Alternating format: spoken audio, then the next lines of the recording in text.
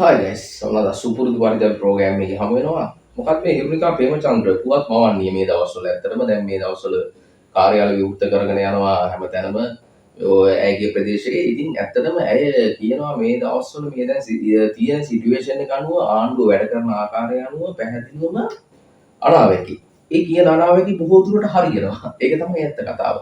දැන් අපි එදත් ප්‍රෝග්‍රෑම් එකක් කරා පැහැදිලිවම මේ ආණ්ඩුව කිසිසේත්ම මහින්ද රාජපක්ෂ, ජමල් රාජපක්ෂ, ගෝඨාභය රාජපක්ෂ, බැසිල්, රනිල් ඔය කිසිම කෙනෙක් අත්අඩංගුවට ගන්නේ නැත.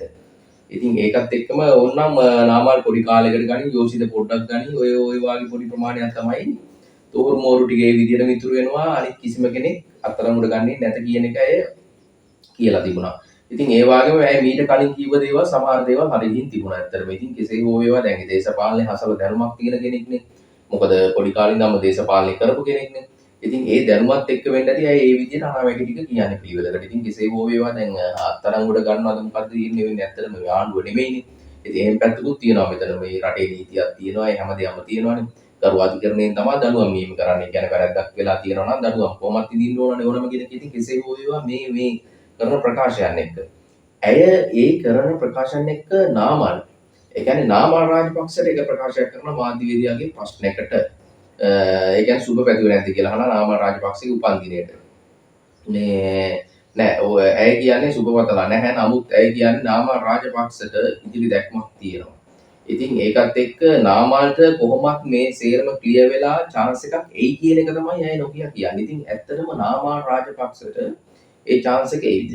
ඉතින් ඒකත් එක්ක ඇය කියන සමහර කතාවල ඒ පාත් එක තුල දැන් එතනදී සමහර විට ඇය කියනවා බොහෝ දුරට ඒ කියන්නේ දැන් නාමල් රාජපක්ෂ ඉන්දියාවේ මෝදිත් හම්බුණානේ දැන් ලංකාවේ හම්බෙන්න බැරුව ඉන්දියාව ගිහලා මෝදි හම්බුණානේ දැන් මේ ලංකා ගමනින් පසුව. ඉතින් ඒකත් එක්ක ඇය කියන්නේ හොඳයි. නාමල් හම්බුණත් හොඳයි, සජිත් ප්‍රේමදාස හම්බුණත් හොඳයි, එතකොට අනුර කුමාරි සානායක හම්බුණත් හොඳයි. අපේ රටටනේ. අපේ රටට. හැබැයි යහපතක් වෙනවා නම් විතරක්. ඒ කතාව හරියටම හරි. හැබැයි යහපතක් වෙනවා නම් විතරක් උන් හම්බුණාට කමක් නැහැ. අයහපතක් වෙනුවෙන් හම්බෙලා තේරුමක් නැහැනේ. මොකද ඕනම රාජ්‍ය නායකයෙක් දැන් ලෝකේ ඉන්න ප්‍රබලම රාජ්‍ය නායකයෙක් මේ මෝදි කියන්නේ. ඉතින් එතකොට ඒ ආකාරයට එහෙම වෙද්දී ඔහු හම්බුණාට ප්‍රශ්නයක් නැහැ. හැබැයි අපේ රටේ යහපතක් වෙන ආකාරයට. ඉතින් ඒකත් එක්කම මේ ඇයගේ ප්‍රකාශයන්. ඒ කියන්නේ ඇය කරන ප්‍රකාශයන් එක්ක ඇය කෙලින්ම සාමාන්‍ය දෙයක් කෙලින්ම කතා කරන කෙනෙක්. කෙලින්ම කතා කරන කාන්තාවක්. ඉතින් කෙසේ හෝ වේවා සමහර වෙලාවට නම් බොක් කතා කියලා තියෙනවා ඕන තරම්. ඒකත් අපි පැහැදිලිව කියන්න ඕනනේ. ඒ වගේම හරි පාත් එකක් පෙන්වා දුන්න තැන් තියෙනවා.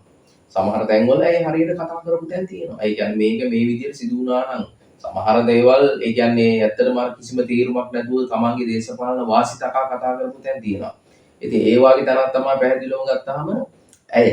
ඒ කියන්නේ ඇය කියන්නේ දැන් මේක අනිවාර්යයෙන්ම අපේ සුභසිද්ධිය ඒ කියන්නේ ඔවුන් දිනන්න ඕනේ මේ ඡන්දය කියන එක තමයි ඇය කියන්නේ. ඉතින් ඔවුන් දිනන එක නෙමෙයි ඇත්තටම රටක් විදියට රටක් දිනන එකට වැදගත් වෙන්නේ. දැන් හැමතැනම ඔය එක පක්ෂයක්වත් කිව්වේ නෑ මාලිමාව පවා ගොඩක් දුරට අපේ ජයග්‍රහණය කියනකොට හැම කෙනාම කතා කරන්නේ. ඒගොල්ලොන්ගේ ජයග්‍රහණයක් වෙන්නේ නැහැ ඒක. සමස්තයක් විදියට ගත්තාම දිනුම් පැරදුම් ඡන්දයක් තුල නැත. අපි දකින ආකාරයට. දිනන්නේ පරදින්නේ රට තමයි. හරි පාලකයා විසින් මේ දේ හරියට කරගත්තේ නැත්නම් දිනුම් පැරදුම් හැමෝටම පොදුයි. මොකද මේක අපේ රට. ඉතින් එතකොට ඡන්දේ දුන්න මිනිස්සයා හෝ නැති මිනිස්සයා හෝ දිනන්නේ පරදින්නේ එහෙම එකක් නැහැ ඇත්තටම. ඡන්දේ දුන්න මිනිස්සයාත් පරදිනවා රට හරියට අරන් ගියේ නැත්නම් ඡන්දේ නොදුන්න මිනිස්සයාත් පරදිනවා. ඉතින් එතකොට දෙගොල්ලොම දිනනවා රට හරියට ඒ පාත් කරපු පාලකයා හරි පාත් එකේ අරන් ගියොත්. ඕක තමයි ඇත්ත කතාව. මේ ගැන මොකෙක්වත් මේ මල පෙරේතයෝ කතා කරන්නේ නැහැ. මේ නාකි මල පෙරේතයෝ මේ දේශපාලනයේ ඉනි පැත්තටම ගියා කියන කවුරුත් මේ සම්බන්ධයෙන් කතා කරන්නේ නැහැ. කවුරුත් කතා කරන්නේ තමන්ගේ පෞද්ගලික දිනුම. තමන්ගේ පක්ෂයේ දිනුම, තමන්ගේ පක්ෂ නායකයාගේ දිනුම. ඒ දිනුම ගැන විතරයි කතා කරන්නේ. එතකොට රටක් විදියට කවද්ද අපි දිනන්නේ කියන එක කිසිම කෙනෙක්ට හැඟීමක් නැති නිසානේ අදනම් මේ රට මේ විදිහටම තියෙන්නේ.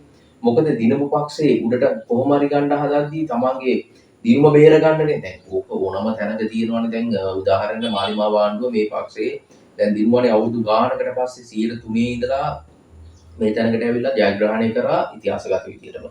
එතකොට ජනාධිපතිත්වෝ අනුර කුමාර දිසානායක බවට පත් කරා ජනතාව විසින්. එතකොට මාලිමාව ආණ්ඩුව 159ක 3/2ක බලයක් සහිතව ජයග්‍රහණය කරා.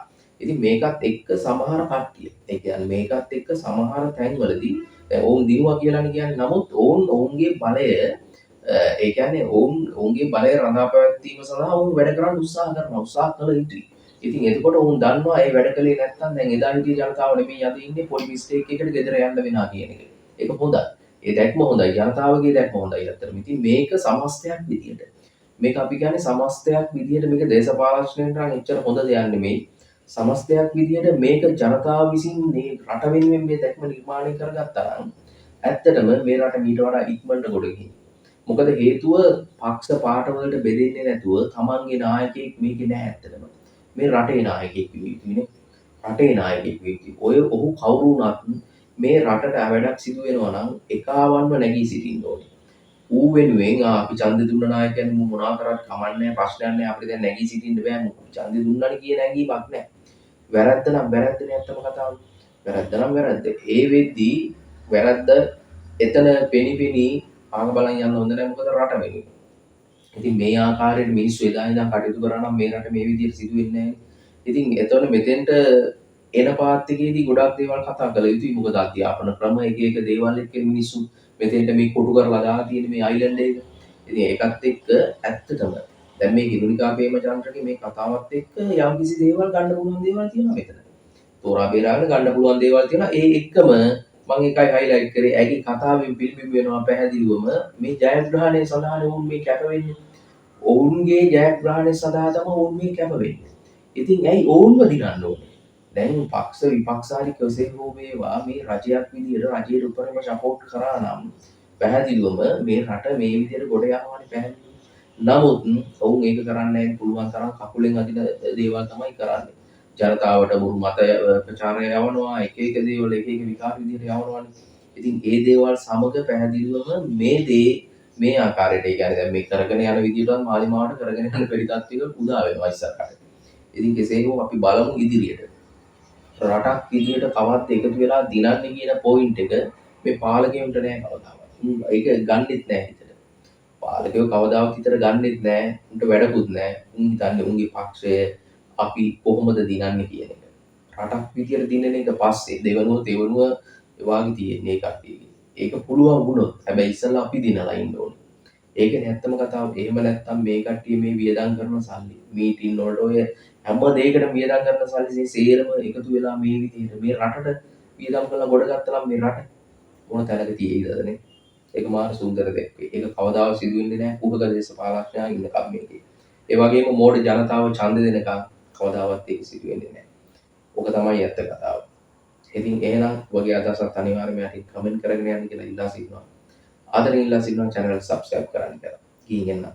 ජයෙන් ජය.